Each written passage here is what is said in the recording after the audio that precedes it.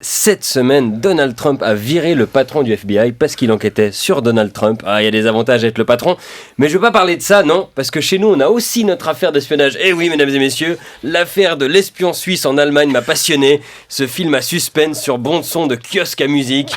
Ça se passe en Nordrhein-Westfalen. Non, c'est pas une chanson de Rammstein. Nordrhein-Westfalen, c'est un land allemand, le plus peuplé, qui mène une lutte acharnée contre l'évasion fiscale, allant même jusqu'à acheter des CD de données fiscales volées. Oui, avec les fans d'André Rieu et Alain Morisot, c'est les dernières personnes au monde à acheter des CD. 11 depuis 2010 pour la bagatelle de 18 millions d'euros. Comme quoi, il y a encore du fric à se faire dans l'industrie du disque. Ça sert à rien de chanter. Il suffit de réciter des noms de fraudeurs du fisc. Moi, je vais contacter le fisc français. Je suis en possession d'un CD avec dessus le nom d'un mec qui a contourné le fisc. Quand je dis dessus, c'est dessus. Sur la pochette, c'est marqué Johnny Hallyday. Bref, c'est pour enquêter sur les achats de ces CD de données que notre espion suisse s'est retrouvé en Allemagne. Notre James Bond AOC. Son nom est M. Daniel M. Et je vous le dis tout de suite, on est plus proche de Mr Bean que de 007. D'ailleurs, vu le nombre de conneries qu'il enchaîne, je serais pas surpris si 07 ce soit son taux d'alcoolémie permanent. Un vodka martini et un schnapp, s'il vous plaît. Et au niveau de l'attirail, c'est un autre monde. Le seul gadget que le SRC, donc notre MI6 à nous, lui a donné à l'espion, c'est un téléphone prépayé COP mobile. Voilà. Ah ouais, James Bond, il a un téléphone qui peut faire exploser un bâtiment. Daniel M, il doit passer au kiosque, acheter une recharge pour pouvoir téléphoner. Après l'espion qui m'aimait, l'espion qui me faisait des appels en absence. Tu peux me rappeler, j'ai plus de crédit. On n'a pas de photo de Daniel M, mais moi je l'imagine avec des lunettes de l'inspecteur d'Eric, la moustache de Magnum, un gilet en jeans avec des pins, une chemise manche courte jaune moutarde et des chaussettes dans les sandales. L'avantage, c'est que du coup, il passe totalement inaperçu en Nordrhein-Westfalen. Daniel M, lui, alors sa mission, c'était de placer une taupe au fisc allemand pour dénicher les taupes des banques suisses. Il y a des taupes partout, c'est de l'espionnage champêtre. Et un jour, Daniel M, il est arrêté par la police suisse, oui, parce qu'il arrive à se faire gauler dans son propre pays.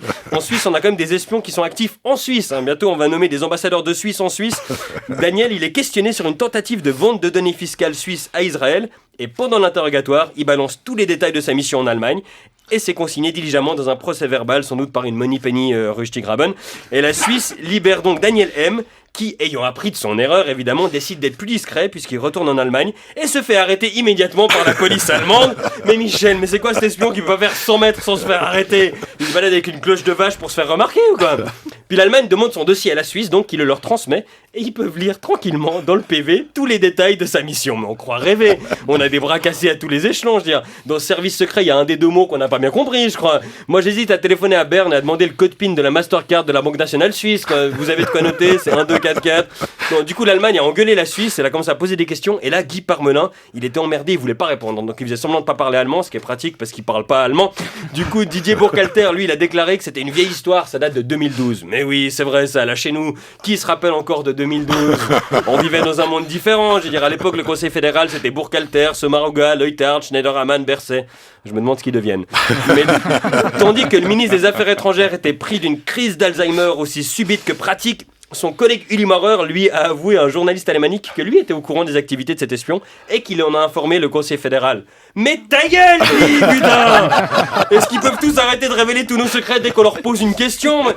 Nos fonctionnaires, il n'y a pas besoin de les torturer. Dans un interrogatoire, tu leur fous l'ampoule dans la gueule et à peine tu dis « Nous avons les moyens de... » Alors voici le dossier, alors j'ai mis des post-it, il y a du stabilo, c'est classé par date. Le seul secret qu'on arrive à garder, c'est le secret bancaire, quoi. Parce que malgré toutes les déclarations publiques, ça on y tient. On dit à tout le monde « Oh mais c'est fini, c'est de la vieille histoire, ça date de 2012 au moins. » Puis après, quand il y a des listes avec des milliers de fraudeurs, on fait « Ah oups, ah oui mais on a changé, ça c'était en 2014 hein. » Puis après en secret, on traque la fuite et quand on se fait encore choper, on dit « Oh mais vous êtes rancunier, c'était il y a 2 semaines, passez à autre chose maintenant, ça suffit. » Parce que la Suisse aujourd'hui, on n'aime pas trop livrer des noms à l'Allemagne, alors que dans les années 40, ça nous dérangeait beaucoup moins quand même. Notre politique bancaire, c'est comme une coupe mulet. Attendez, je vais expliquer. Hein. Devant, c'est clean, tout à l'heure en ordre, mais par derrière, c'est le bordel et ça part dans tous les sens. On traque ceux qui dénoncent les fraudeurs, mais on laisse tranquille les fraudeurs et leurs complices. En Suisse, le crime paye, Michel. Hein. Faut juste bien choisir lequel. Si tu dénonces la fraude fiscale, t'as une chambre à Chandelon, mais si tu y participes, t'as la protection du gouvernement, une Porsche Cayenne et une villa au bord du lac. Et si t'es espion, t'as un téléphone COP mobile. Hop, Suisse!